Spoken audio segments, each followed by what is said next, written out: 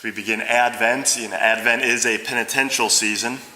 So if there's any penance that you've been putting off that you think that the Lord's been calling you to do, or maybe something you tried to do in Lent or Advent last year and didn't do, this is the best Advent for you to try and do that penance, because it's actually as short as Advent can ever be.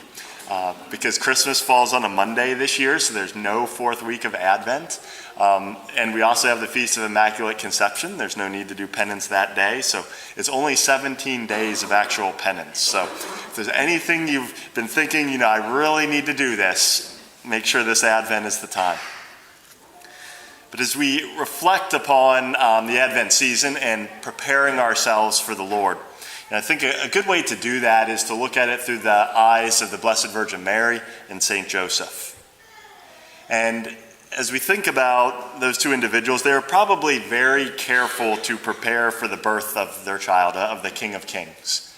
And there's probably some limited things that they could do in terms of, physically to prepare for him, because they were in poverty. But there's probably a lot of spiritual things that they could do to prepare themselves. But as we think, one thing that they probably did as they came to Bethlehem and to the cave where Christ was going to be born, they probably took the old straw out of the manger. That straw probably had animals eating it. It was probably dirty, might have been drooled on a little bit. They probably would have taken that straw out and put new straw in the manger. And Father Lindell and I were thinking that this is a good theme for us all to reflect upon and to carry through the Advent season. If we want our hearts to be a fitting manger to receive our Lord at Christmas, we need to change out the straw. There's probably some old straw that we need to remove to put in new straw that's fresh and ready for our Lord. And that's what Advent is ultimately about. It's about preparing ourselves to receive the Lord. What do we need to change, or what do we need to focus on in order to prepare ourselves well? The theme in our gospel is pretty blunt. It's watch. We don't know when the Lord's coming, so we need to be prepared. And that doesn't mean that we can't ever sleep. It's not talking about physically being asleep, but we need to be spiritually awake, and we need to be focused and on our guard spiritually in order to be prepared for the coming of Christ. And one of the ways that it's important for us to do that is to have a meaningful life of prayer. If we don't have a meaningful life of prayer, we're probably not going to be ready and prepared. In Isaiah, in the first reading, he's lamenting. He says, there is none who calls upon your name, who rouses himself to cling to you. What he's saying is so few people were worshiping God. That's what it means to call upon God's name, is to worship him. So Isaiah was saying there's so few people that are worshiping God. And we can see that in our world today. People are clinging to other things or to other people rather than to Christ. One of the obstacles that we face in terms of a life of prayer, and this is an obstacle that wasn't around 100 years ago, is modern technology.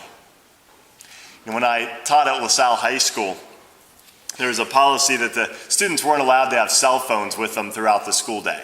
They could bring a cell phone to school, but they had to put it in their locker, and they couldn't get it until the end of the day. And so, there was this situation where as a kid, I caught him with a cell phone during the school day, and being the nice, compassionate priest that I was, I confiscated his phone. And he came at the end of the school day to get his phone back, and his hands were actually shaking, because he couldn't handle the anxiety of being without his cell phone for a couple hours. He literally had an addiction to the phone. And I think with modern technology, that's more common than we might think.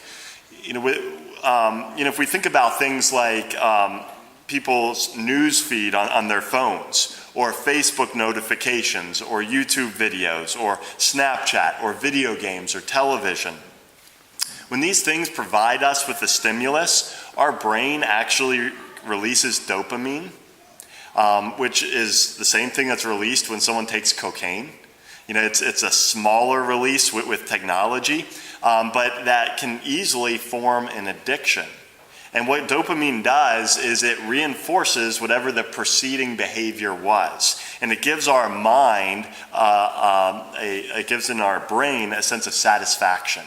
And so whatever we did previously, our brain is going to want that satisfaction again. And so it wants whatever that previous stimulus was. So if it's a like on one of our posts or a notification or something, our minds can become conditioned to want that. And it can actually become an addiction.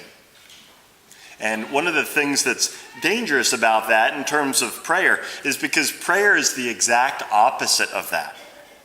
We're not getting a constant external stimulus to entertain us or give us a rush when we turn to pray.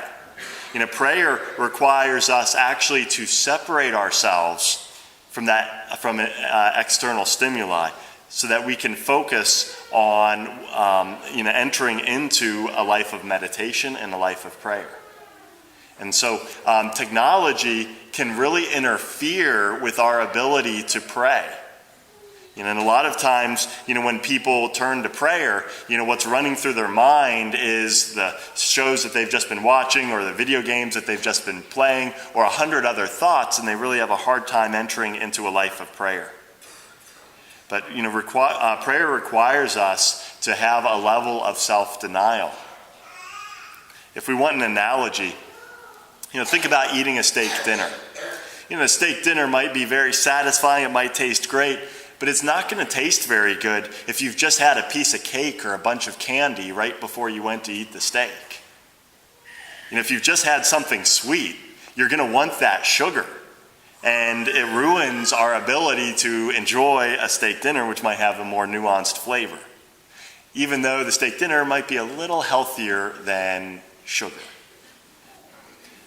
It works in a similar way with prayer. If our minds are on a sugar high with technology and we want a constant stimulus, we're going to struggle to pray in a meaningful way. But prayer is far more valuable and healthy for us because it expands our soul and it expands our desire for union with God and for our ability to hear His voice and to respond to what He's calling us to do.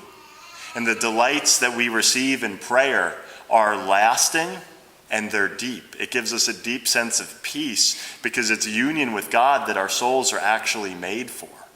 And so if we're going for the sugar high, we might be getting an instant rush every time we get on technology, but over time, it's less and less satisfying, and it doesn't give us peace. It can actually lead to anxiety and to unhappiness, whereas prayer, while more difficult to enter into, will give us a lasting and a deep sense of peace and bring us into union with God. And so my challenge for us today as we begin this Advent season is if we don't have a consistent life of prayer, and not just reciting prayers, but mental prayer where we're meditating, if we're not doing that, I encourage us to make a commitment for 5 or 10 minutes a day. Or if we already have a life of prayer, maybe increase that a little bit.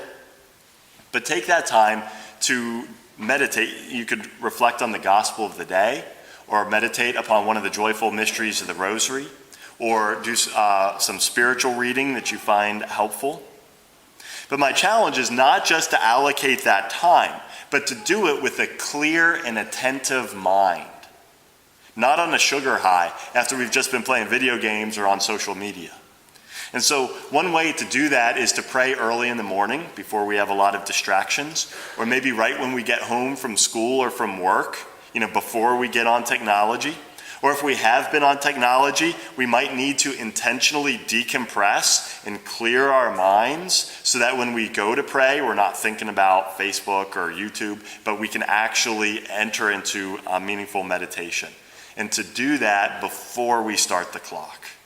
And if we make that commitment, that's a powerful way for us to clear out the old straw that the animals have been drooling on, get that out of there, and put in fresh straw so that we can rouse our hearts to cling to the Lord and to pray with a clear and attentive mind. If we do that, we'll be prepared and watchful when the Lord comes.